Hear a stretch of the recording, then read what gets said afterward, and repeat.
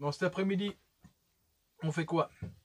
On va attaquer le ponçage de la coque, là, du moins la partie basse. C'est la partie la moins agréable, je vous le cache pas. Normalement, je devrais ressortir comme un ramoneur. La petite douche sera pas du luxe, je peux vous l'assurer.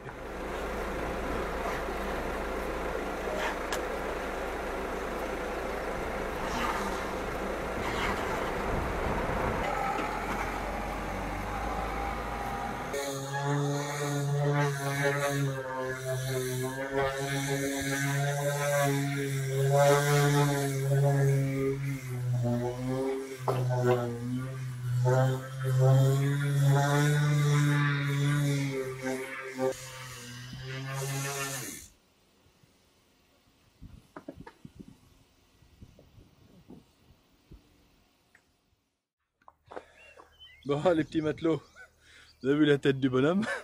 C'est chouette, hein? Bon, le ponçage de la coque est fait, est fini. Je vous cache pas que c'est pas la partie la plus amusante. J'en ai chié comme un russe. Alors je sais pas comment chient les Russes, mais j'en ai chié.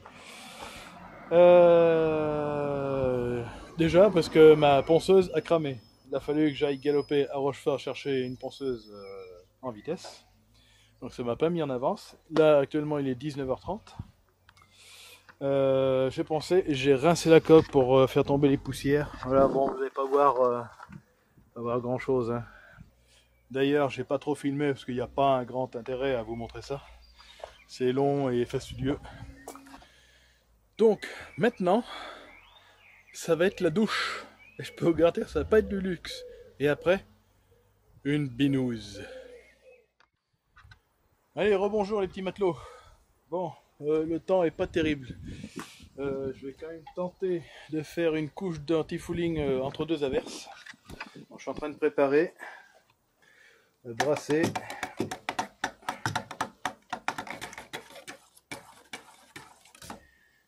Allez.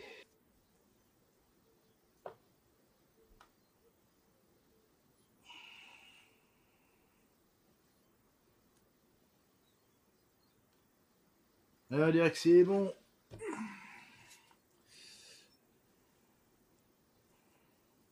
On va fermer le pot pour éviter que les solvants s'évaporent.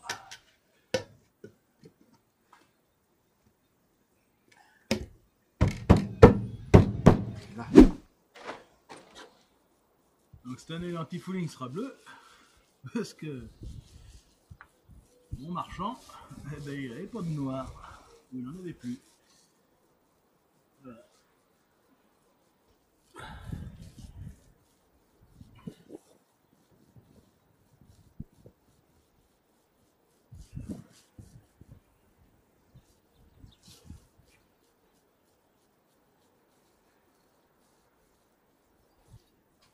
Salut, tu tentes l'anti-fouling entre Ouais. deux averses? Ouais, j'essaye, ouais. Tu n'as pas eu l'averse tout à l'heure?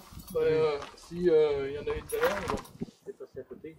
Je me suis mis à l'intérieur. Ah ouais, ça n'a pas trop mouillé ta coque, ça va, ou tu l'as essuyé? Non, j'ai essuyé un peu, là toi j'ai Ah, oui. encore un petit peu des petites gouttes, mais enfin je t'en fais un peu. Ouais, non, mais là, ça, je pense que Ouais, j'essaie ouais, avec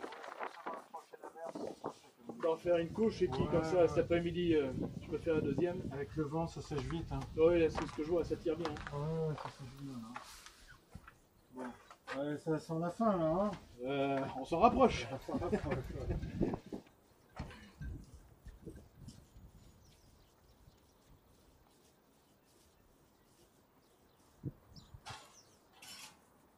Je vous emmène là avec moi, sous le bateau.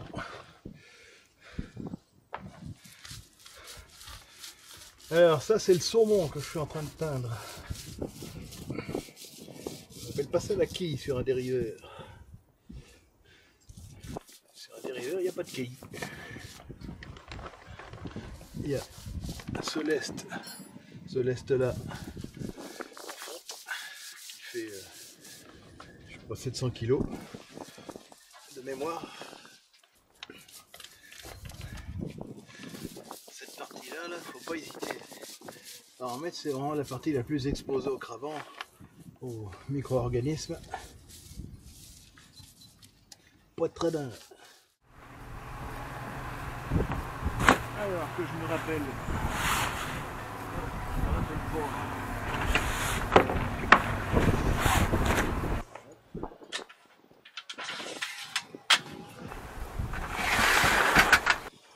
Faut que je me rappelle moi d'une année sur l'autre.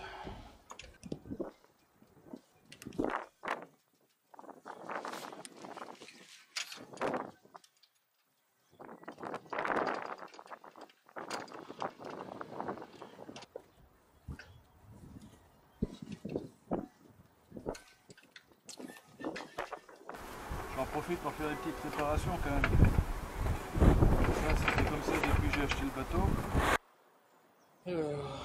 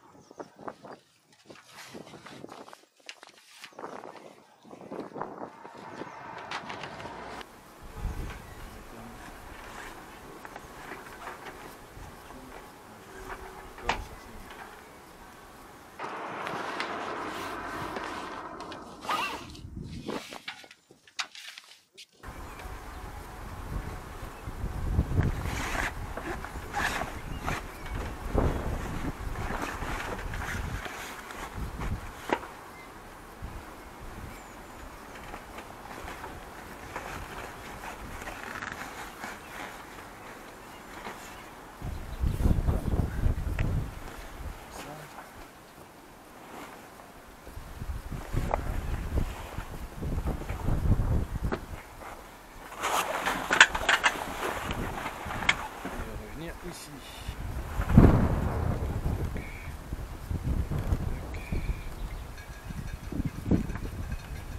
Là.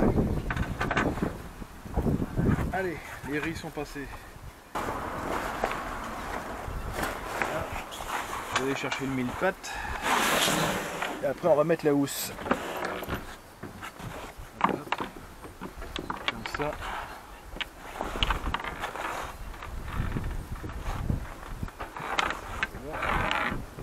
Je suis venu, je le crois d'ailleurs.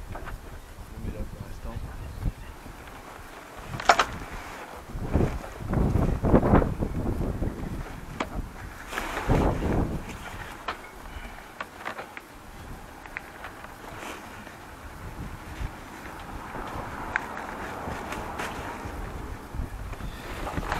On va mettre par ici.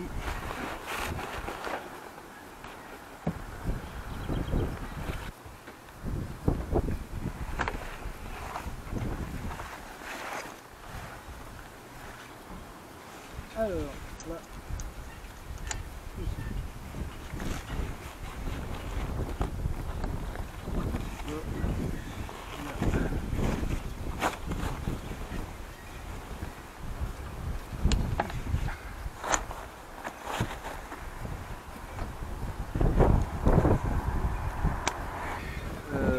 Notre grand vol est installé, j'ai mis la housse. Je vais mettre l'écoute de grand vol. Je vais aussi fixer le halba.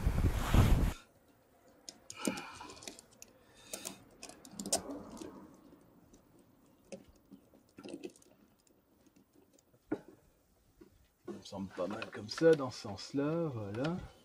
Le pas de vis il est là, donc hop, on se le met là.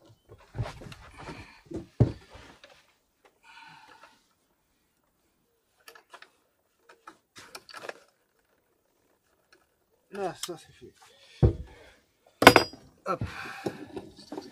Donc, voilà. Et ben écoute, c'est pas mal.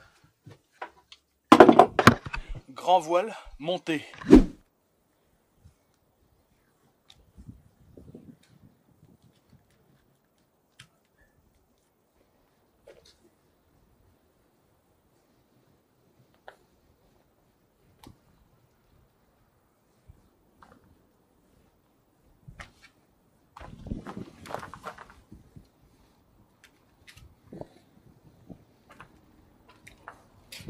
Là, je peux vous dire, quand on en est à ce stade, c'est que du plaisir.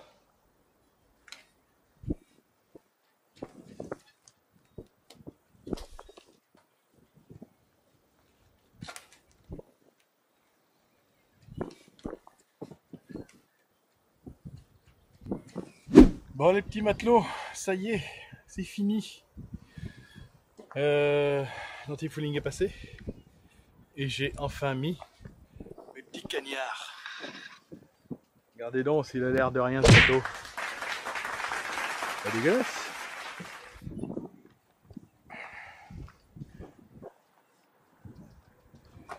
Voilà. Les voiles, les cagnards, l'antifouling, la butée d'étrave. Je l'ai monté hier soir à la nuit avec le génois d'ailleurs. Bon. Il me reste plus qu'à remettre les berres dessous là pour le caler quand même par sécurité et à me rentrer. Allez les petits matelots, je vous dis à très bientôt.